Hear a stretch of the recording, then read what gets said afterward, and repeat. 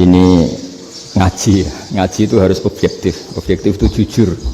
Jadi bisa saja korbannya ayah saya, bisa rektornya, bisa semuanya, tapi korban dengan makna yang bagus. Karena di antara saran Al-Quran Allah ngendikan kalau belajar atau mencari nasihat atau mencari kebaikan apa saja itu diistilahkan walau ala anfusikum awil walidaini wal aqrabin, meskipun ketentuan itu merugikan kamu. Jadi ketentuan apapun yang merugikan kita harus tetap kaji meskipun itu tidak menguntungkan kita. Karena banyak problem, mulai dulu sebenarnya problem itu orang yang wakam da'in yadda'i annahu da'a ilallah tapi hakikatnya yad'u ila nafsi. Jadi banyak da'i yang mengklaim dirinya mengajak ke Allah dan Rasul tapi sebetulnya hakikatnya mengajak ke kelompoknya sendiri. Saya ini termasuk kiai yang masih orisinil. Artinya orisinil gini, suatu saat atau kapan saja saya kok sudah tidak laku jadi kiai, asal Islam jalan tetap senang, karena nggak penting yang populer saya apa enggak itu tidak penting, yang penting agama ini tetap jalan. Sama negara ini harus jalan siapapun presidennya.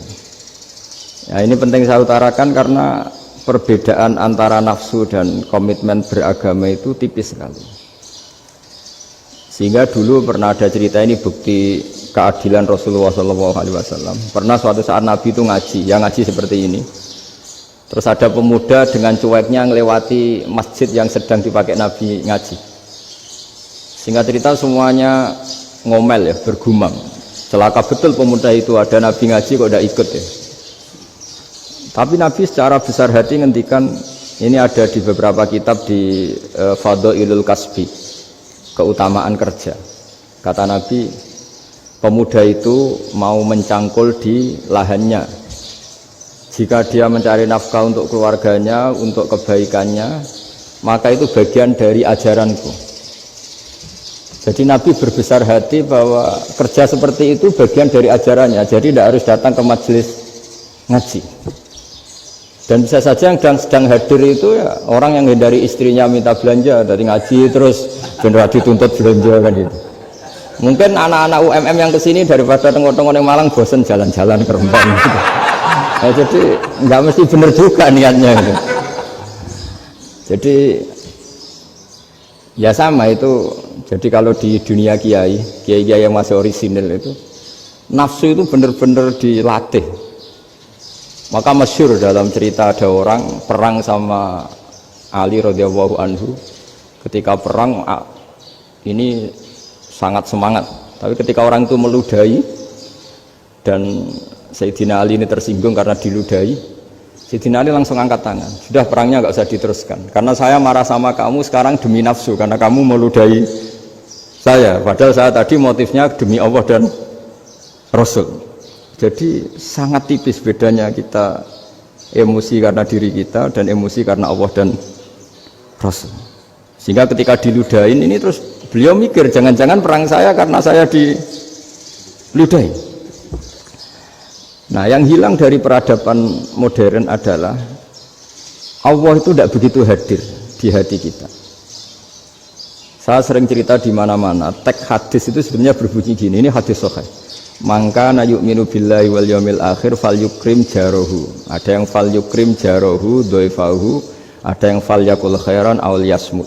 Siapa yang iman dengan Allah dan Rasul maka harus memuliakan tetangganya, memuliakan tamunya. Dulu itu ada seorang ulama dipanggil anak muda, dibully terus sekarang. Wahai kiai, datang ke rumah saya. Datang kiai itu.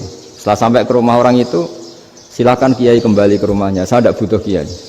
Kiai itu dengan riang kembali. Setelah di rumah dipanggil lagi, Pak Yai silakan datang ke rumah saya. Datang lagi, ya senyum-senyum kiainya santai. Wah nggak jadi butuh Pak Yai, silahkan kembali lagi. Sampai 3 kali. Oh itu kalau rektor digitukan marah itu, dosen marah. Kiainya santai, santai senyum-senyum rileks. Ketika ditanya, kenapa Pak Yai tidak tersinggung? Jawabannya unik. Anak muda, saya ini senang sekali nuruti perintah Allah, disuruh menghormati tetangga. Sehingga ketika Anda manggil ya saya datang. Ketika Anda nyuruh pulang, ya saya pulang. Saya senang sekali nyenang kantongku. Dan itu perintah Allah, jadi tidak ada hubungannya dengan kamu. Wah, pemudanya nangis minta dimaafin. Kalau kita kan enggak, kita ini dosen, kiai, mungkin kita doktor, mungkin kita profesor. Tapi kita ini sering didikte oleh orang bodoh. Kalau orang bodoh itu jengkel, lo kita ya jengkel. Lo kamu jengkel, dijengkelkan orang bodoh itu namanya terdikte. Itu bodoh apa pinter? Wah, itu tidak pinter sama sekali.